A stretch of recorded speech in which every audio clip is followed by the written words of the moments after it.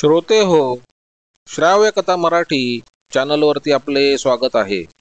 श्रोते हो, या चॅनलवरती मी आपल्याला सध्या श्रीकांत सिनकर यांची पोलीस तपास कथा एक सादर करत आहे.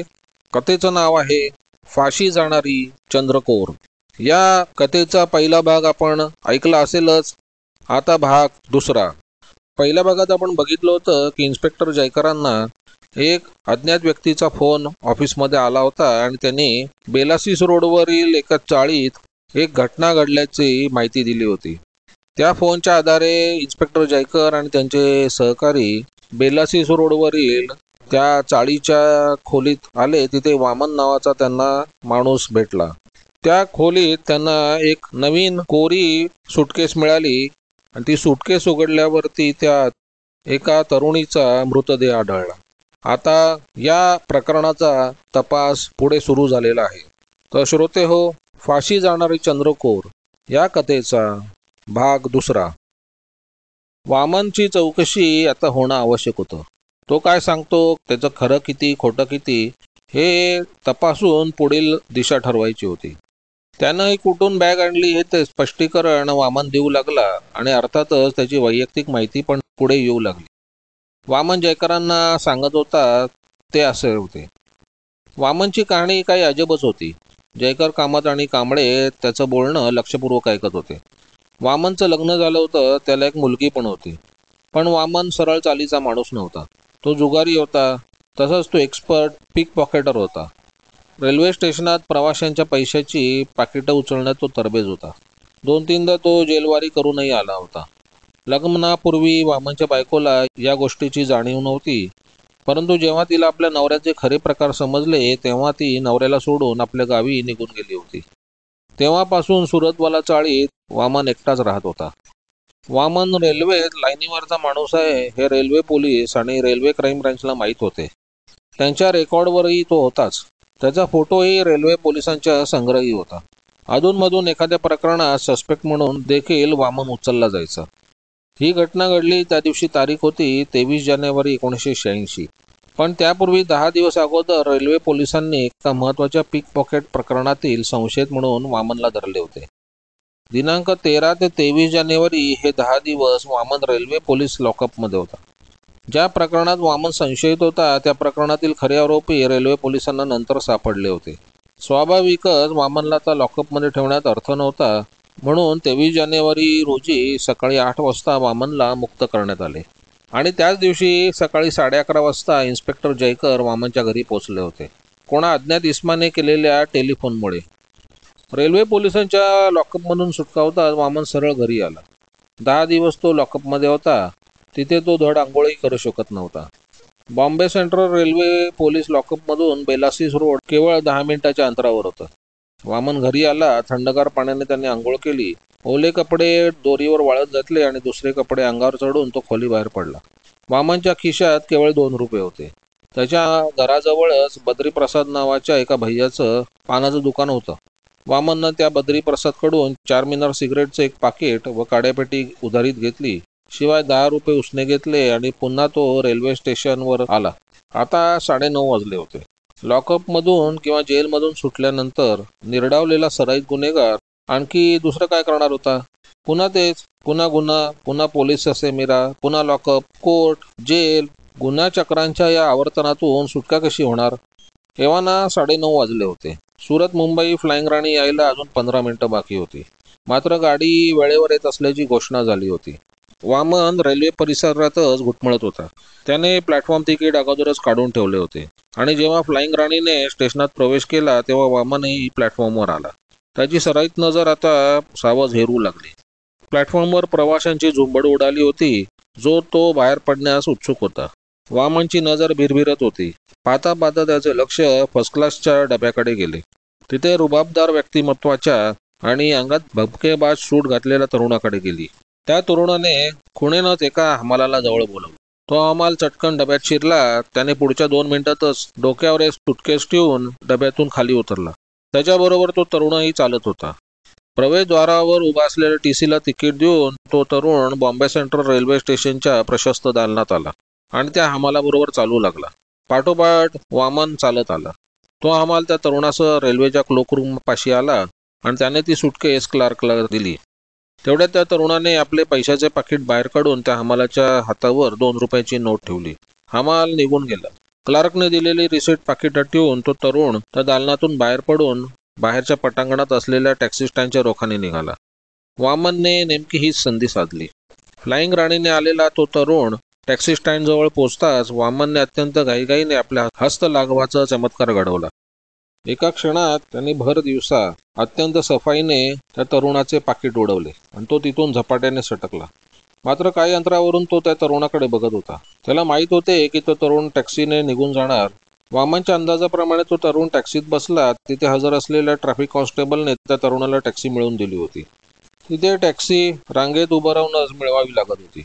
परंतु टॅक्सीत बसलेला तो तरुण पुन्हा खाली उतरला. ट्रॅफिक कॉन्स्टेबल शिटी फुकत होता. मागे अडून बसलेलं ट्रॅफिक त्याला मोकळं करायचं होतं. तो काहीसा वैतागून त्या टॅक्सीपाशी आला. आता त्या तरुणाचं आणि शिपायाचं बोलणं सुरू झालं. वामन मोठ्या समाधानानं रेल्वे आवारातून बाहेर पडला. बेलासीस रोडवरच्याच एका सामान्य हॉटेलात जाऊन वामननं चहाची ऑर्डर दिली आणि संधी साधून त्याने हळूच पाकिट उघडून बघितले. पाकिटात त्याला 100च्या बऱ्याच नोटा दिसल्या. वामन सुखावला. लॉकअपमधून बाहेर पडल्यानंतर त्याला मनासारखे काम झाले होते. वामनला समजलं होतं की त्या तरुणाने आपली बॅग क्लोकरूममध्ये ठेवली आहे. त्याचं विचारचक्र धावू लागलं. ती बॅग देखील आणली तर?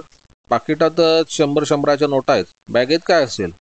वामननं ताबडतोब ती बॅग आणण्याचा निर्णय घेतला. आपण त्याला साफ केला आहे, तो निघून गेला असणार आणि या क्षणाला रेल्वे पोलीस स्टेशनात तक्रार करीत असेल. तो क्लोकरूममधील बॅगेची माहिती पोलिसांना देईल. पण म्हणून काही पोलीस ताबडतोब क्लोकरूममध्ये जाणार नाहीत. माहिती देणारा माणूस खरं बोलतो की खोटं याची अगोदर ते खात्री करून घेतील. शिवाय आपण आज सकाळी सुटलो आहोत. आपला संशय पोलिसांना येण्याची शक्यता फार कमी आहे. ती बॅग ताबडतोब आणावी. वामन हॉटेलातून बाहेर पडला. त्या पाकिटातील क्लोकरूमची ती रिसीट त्याने आपल्या शर्टाच्या खिशात ठेवली आणि झपाट्याने बॉम्बे सेंट्रल रेल्वे स्टेशनात शिरला. क्लोकरूमच्या क्लार्कला रिसीट देऊन आणि चार्जेस चुकते करून वामनने बॅग ताब्यात घेतली. तो पुन्हा वेगानं रेल्वे आवारातून बाहेर पडला. आता त्याला लवकरात लवकर आपले घर गाठायचे होते. वामन जेव्हा घरी पोहोचला तेव्हा 10:15चा सुमार झाला होता. घरी येताच त्याने बॅग घरात ठेवली आणि शेजारी राहणाऱ्या शिवराम सुताराकडून एक हातोडी आणली. आपल्याला आता बराच माल मिळणार या खुशीत वामन होता. त्याने त्या सुटकेसला असलेले छोटेसे कुलूप 2 फटक्यात तोडले आणि मोठ्या उत्सुकतेने त्याने सुटकेस उघडली. त्या क्षणी वामनच्या डोळ्यासमोर अंधारी आली. त्याच्या हातापायांना कंप सुटला. तो विस्फारित नजरेने त्या सुटकेसकडे बघू लागला. त्या सुटकेसमध्ये नग्नावस्थेतील एका स्त्रीचा मृतदेह होता. हा मृतदेह पाहून वामनची अवस्था कशी झाली असेल? वामनला समजेना की आता काय करावं ते. त्याने सुटकेस बंद केली आणि खाटेखाली ढकलली. हातोडा आणि कुलूप टेबलावर ठेवून खाट्यावर बसून विचार करू लागला. आता आपण काय करावे? वामनला काही सुचत नव्हते. त्याच्या मेंदूच्या ठिकऱ्या उडाल्या होत्या. श्वास वेगानं वर खाली होत होता. वामन अशा चमत्कारिक चक्रात सापडला असताना त्याच्या दरवाजाची कडी वाजली होती. इन्स्पेक्टर जयकर वामनच्या खोलीबाहेर उभे होते आणि त्याचवेळी 11:15 वाजले होते. जयकरांना पहिला फोन आला होता तो बरोबर 10:15 वाजता. वामनने सांगितलेली माहिती अशी होती. आता त्याने जे काही सांगितले होते त्याचा खरेखोटापणा पडताळून बघायचा होता. एक एक गोष्ट आता तपास कामाच्या चौकटीत पद्धतशीरपणे बसून निश्चित निष्कर्षापर्यंत येऊन पोहोचायचे होते. जयकरांनी आता तपास कामास सुरुवात केली. घटनास्थळी police surgeon, photographer, fingerprint expert वगैरे मंडळी हजर झाली होती. वामनने जी माहिती जयकरांना दिली होती ती तशीच्या तशी सत्य मानायला जयकर तयार नव्हते. मात्र त्यांना पक्की खात्री होती की या प्रकरणात वामन अजाणतापणे अडकला गेला आहे. तो नक्कीच खुनी नाही किंवा अज्ञात खुन्याचा साथीदार पण नाही. वामनच्या घरात सापडलेले फुटलेले कुलूप वामनला वाचवत होते. साधा प्रश्न असा होता की मृत स्त्रीच्या खून प्रकरणात वामन जर कुठे असतात आणि हा मृतदेह सुटकेसमधून कुठेतरी टाकण्याचा त्याचा विचार असता तर कुलूप त्याने तोडलेच नसते. कुलूप वामननेच फोडले, शेजारच्या शिवराम सुताराकडून हातोडा आणून. म्हणजे सुटकेसमध्ये काय आहे ते पाहण्याची त्याला जिज्ञासा होती. या एवढ्याच मुद्द्यावरून जयकरांना निदान खून प्रकरणात वामन संशयित वाटत नव्हता. परंतु म्हणून काही त्याची सुटका होणार नव्हती. वामनने सुटकेस चोरली होती, भले त्या सुटकेसमध्ये काय वाटेल ते असो, पण आता तरी वामन जयकरांसमोर एक सुटकेस चोर होता. थरथर कापणाऱ्या वामनकडे पाहत जयकर शांतपणे म्हणाले, वामन, मी तुझ्यावर विश्वास ठेवतो. तू या खून प्रकरणात नाहीस. याची मला खात्री पटली आहे. पण म्हणून मी तुला काही लवकर सोडणार नाही. तू बॅग चोरली आहेस, आता तू मला मदत केली पाहिजे. ते पैशाचं पाकिट कुठे आहे? वामन एक क्षणाचाही विलंब न करता आपल्या पॅन्टच्या खिशातून पैशाचे पाकिट बाहेर काढून जयकरांच्या ताब्यात दिले. ते चांबडे पाकिट पाहताच ते महाग असले पाहिजे ही गोष्ट लक्षात येत होती. जयकरांनी ते पाकिट नीट बघितले. त्या पाकिटावर ग्रँड ॲड असा मजकूर कोरला होता. तसेच सुपर पॉकेट हा मजकूर पाकिटाच्या फोल्डिंगवर होता. जयकरांनी आपल्या स्मरणशक्तीस ताण दिल्यावर त्याला आठवलं की या सुपर पॉकेटची जाहिरात आपण टी व्हीवर एकदा बघितली आहे. टाइम्समध्ये देखील बघितली आहे. ग्रँड ॲड म्हणजे ग्रँड ॲडव्हर्टायझिंग कंपनी या पाकिटाची जाहिरात करते हेही त्यांच्या लक्षात आलं. त्या पाकिटात रोख 2,742 रुपये 70 पैसे एवढी रक्कम होती. पण आश्चर्याची गोष्ट अशी होती की त्या पाकिटात कसलीच चिठ्ठी, रिसीट, व्हिजिटिंग कार्ड वगैरे कागदपत्र नव्हती. केवळ रोख रकमेखेरीज त्या पाकिटात आणखी काही नव्हते. पाकिटात 100च्या ज्या नोटा होत्या त्या अगदी नवीन कोऱ्या करकरीत होत्या. नोटांचे नंबरही क्रमवार होते. जयकर आता त्या नोटांचे नंबर टिपून ठेवणार होते. हवालदार, याची झडती घ्या. कांबळे हवालदार पुढे आले आणि त्यांनी वामनची अंगझडती घेतली. या झडतीत कांबळेंना 7.5 रुपये, 4 मिनार सिगरेटचं पाकिट, माचीस या वस्तू आणि एक प्लॅटफॉर्म तिकीट मिळालं. जयकरांनी ते तिकीट नीट बघितलं. त्या तिकिटावर 23 जानेवारी तारीख टाकली होती. सकाळची 9:30ची वेळ स्पष्टपणे दिसत होती. फ्लाइंग राणी बॉम्बे सेंट्रल स्टेशनात 9:45ला येत होती. वामनकडे 9ची वेळ असलेलं तिकीट होतं. म्हणजे फ्लाइंग राणी येण्यापूर्वी तो मुंबईत होता हे इथेच समजते. जयकरांनी अर्थपूर्ण नजरेने कामत व कांबळेकडे बघितले. मोडक्या कुलूपाप्रमाणे एका क्षुल्लक प्लॅटफॉर्म तिकिटाने वामनवरचा संशय दूर करण्यास मदत केली होती. शिवराम सुतार वामनच्या शेजारी राहत होता. त्याला बोलावण्यात आले. शिवरामने खोलीत पाय टाकताच आतील दृश्य बघून भीतीने त्याची बोबडी वळली. तो थरथर कापू लागला. त्याला सावरीत जयकरांनी विचारले, हा हातोडा तुझा आहे का? हो हो साहेब. तू याला हातोडा का दिला होता? वामनला खिळा ठोकायचा होता. केव्हा दिलास? आत्ता तासापूर्वी. किती वाजले असतील तेव्हा? 10:15 10:30. ठीक आहे, जा तू. जयकर विचार करू लागले. 10:15च्या सुमारास त्यांना कोणा अज्ञात इसमाचा फोन आला होता. वामन, ज्याची बॅग तू उचलली आहेस त्याला जर मी तुझ्यासमोर उभं केलं तर तू त्याला ओळखशील? नक्की साहेब, ओळखीन ना. त्याचं वर्णन कर बघू. वामन उत्साहात वर्णन करू लागला. वामनने त्या तरुणाला साफ केले होते. तो तरुण साधारण 30शीतला होता. त्याने अगदी गुळगुळीत दाढी केली होती. वर्णानं तो गोरा होता. उंची अंदाजे 5.5 फूट होती. त्याच्या अंगात आकाशी रंगाचं सूट होता. गळ्याला लाल रंगाची नेकटाय होती. पायात काळे बूट होते. चालताना त्याचा डावा हात पॅन्टच्या खिशात होता. त्याने अगदी व्यवस्थित भांग पाडला होता. वामनचं बोलणं ऐकून इतका वेळ शांत उभे असलेल्या कामतांचा चेहरा एकदम उजळला. ते चटकन मिळाले, सर, हे डिस्क्रिप्शन मला पण मिळालंय. जयकर एकदम चमकले. कांबळे हवालदारांनाही आश्चर्य वाटलं. वामनने जे वर्णन केलं होतं ते वर्णन कामतांना कुठे, कधी आणि कसे सापडले याचं त्यांना नवल वाटलं.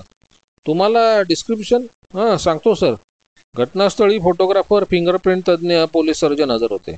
त्यांना त्यांचे काम करायचे होते. सर्जननं उद्देशून जयकर म्हणाले, मी जरा बाहेर जाऊन येतो. इथे बॉम्बे सेंट्रल स्टेशनवर जातोय. तुम्ही तुमचं काम आटपून घ्या. याच्या अंगावर काही इंजुरी असतील असं मला वाटत नाही. तुम्ही पाहत आहातच, हा या प्रकरणात कुठे दिसत नाही. बहुधा तुम्हाला गुजरातेत जावं लागेल असं वाटतंय, सर्जन म्हणाले. आज तरी तसं चित्र दिसतंय खरं. रिकन्स्ट्रक्शन ऑफ क्राईम खेरीज मी आता काही बोलू शकत नाही, जयकर म्हणाले. सर्जन बरोबर बोलताना त्यांनी सहज म्हणून दोरीवर वाळत घातलेल्या वामनच्या कपड्यांना हात लावला. घरी येऊन आंघोळ करून कपडे वाळत घालून आपण घराबाहेर पडलो असं वामन म्हणत होता. कपड्यांना हात लावून कपडे ओले असल्याची खात्री जयकरांनी करून घेतली. वामन खरंच बोलत होता. जयकर वामनला बरोबर घेऊन कामत, कांबळे आणि एका शिपायासह तिथून बाहेर पडले. पण बाहेर पडण्यापूर्वी त्यांनी आपल्या इतर शिपायांना वामनच्या खोलीची झडती घेण्यास सांगितले आणि संशयास्पद वस्तू आढळल्यास ती वस्तू बाजूला ठेवून देण्यास सांगितले. सुरतवाला बिल्डिंगच्या बाहेर आता बरीच गर्दी जमली होती आणि अशी गर्दी जमणं जयकरांना आवश्यक होतं. वामनच्या घरात पोलीस शिरले आहेत हे त्या परिसरात सर्वांना समजलं होतं. पण पोलीस का आले आहेत हे कोणाला माहीत नव्हतं. परंतु शिवराम सुतार वामनच्या खोलीतून बाहेर पडला आणि मग मात्र संबंध परिसरात वामनच्या घरातील प्रकार समजून चुकला. तिथं प्रचंड खळबळ निर्माण झाली. वामननं कोण्या स्त्रीचा खून केला हे समस्त सरांना आश्चर्य वाटत होतं. वामनच्या घरापासून काही अंतरावर बद्रीप्रसाद भैयाचे पानपट्टी सिगरेटचे दुकान होते. वामन जयकरांना त्या दुकानापाशी घेऊन आला. वामन बरोबर साध्या वेशातील पोलीस पाहून बद्री प्रसाद घाबरला. नाम क्या है तुम्हारा? साहब बद्री प्रसाद. बद्री प्रसाद ने साक्षात हाथच जोड़ले. इस आदमी को पहचानते हो? हाँ साहब, ये वामन है. आज सुबह वामन तुम्हारे दुकान में कितने बजे आया था? साहब कुछ 9 सवा 9 बजे होंगे. किस लिए आया था? 4 मीनार पाकिट और माचिस लेने के लिए. मुझसे ये 10 रुपये भी लेके गया. जयकर त्या दुकानापासून दूर चालले. ते जसे जसे चौकशी करत होते तसा तसा वामनवरचा संशय दूर होत होता. परंतु त्याचबरोबर वामन वर्णन करीत असलेल्या एका अज्ञात सूटबूटवाल्यावर संशयाचे चक्र फिरू लागले. योगायोगाची गोष्ट अशी होती की वामनने केलेले वर्णन कामतांनाही समजलं होतं. जयकरांनी कामतांकडे तो विषय काढला. आता काय घडलं होतं ते बघा. CID पार्टीला दैवाची साथ मिळत होती. वामनच्या घरातील प्रकार बघून जयकरांनी कामतांना ऑफिसात फोन करण्यासाठी पाठवले होते. आता गंमत अशी घडली की कामत त्या परिसरात कुठे फोन दिसतो का ते पाहत असताना त्यांना अचानक अमर ड्राय क्लिनिंगचा बोर्ड दिसला. तो बोर्ड पाहताच कामत एकदम सावध झाले. अचानक त्यांना टेप रेकॉर्डरवरचे संभाषण आठवले. फोनवरचे संभाषण जयकर आणि ती व्यक्ती या दोघांमध्येच होते. पण त्याच संभाषणात एक संवाद टेप झाला होता. इस्माईल, अमर लॉन्ड्री 3 चाय लेके जाओ. हा तो संवाद. कामतांनी लगेच त्या लॉन्ड्रीच्या आसपास कुठे एखादं हॉटेल दिसतंय का ते पाहण्यास सुरुवात केली. थोड्या शोधाशोधीनंतर त्यांना लॉन्ड्रीच्या मागच्या गल्लीत गुलशन रेस्टॉरंट आढळले. त्या परिसरात दुसरे कोणते हॉटेल नव्हते. शिवाय हॉटेलचं नाव मुसलमानी होते. या हॉटेलात इस्माईल नावाचं कोणी असल्याची शक्यता होतीच. कामत त्या हॉटेलाच्या काउंटरपाशी आले आणि तिथे उभं राहून त्यांनी थम्सअपची ऑर्डर दिली. आता त्यांनी एक वेगळा पवित्रा घेतला. थम्सअपचे गुटके घेता घेता कामत काउंटरवर बसलेल्या इस्माबरोबर बोलू लागले. आपला एक मित्र या हॉटेलात मला भेटणार होता. इथून तो मला फोन करणार होता. अजून कसा आला नाही? इथे आता कुणी फोन करायला आले होते का? असं खुबीने बोलून कामतांनी फोनचे सुतोवाच केले. काउंटरवर बसलेला महम्मदबाई तसा बोळा बाबडा होता. त्याच्याकडून कामतांना थोडी महत्त्वाची माहिती मिळाली होती. त्या हॉटेलात फोन करण्यासाठी सकाळपासून फक्त एकच माणूस आला होता. फोन केल्यानंतर त्याने 100ची नोट पुढे ठेवली होती. 2 रुपये सुटे देण्याऐवजी हा माणूस 100 रुपयाची नोट देतोय पाहून महम्मद काहीसा वैतागला होता. परंतु फोन करणारे इस्माकडे 100 रुपयाच्या नोटेचे एक बंडल होते. त्याच्याकडे सुट्टे पैसेच नव्हते. परंतु आपल्याला आणखी एक फोन करायचा आहे असं म्हणून तो इसम त्या हॉटेलात बसला. थम्सअप प्यायला 10-15 मिनिटांनी पुन्हा एक फोन केला आणि 100ची सुटी नोट करून निघून गेला. हा इसम 10-10:30च्या सुमारास हॉटेलात आला होता. फोनवर तो मराठी भाषेत बोलत होता. कामत मनातल्या मनात गणित मांडू लागले. कुठेतरी धागा जुळत होता. जयकर साहेबांना ज्यांनी फोन केला आहे त्याने याच फोनचा वापर केला आहे याची कामतांना पूर्ण खात्री झाली. फोन करणारा माणूस कोणी मोठा माणूस असला पाहिजे असं महम्मद म्हणत होता. त्यानं भारी सूट घातला होता, नेकटाय लावला होता असंही महम्मद कामतांना म्हणाला.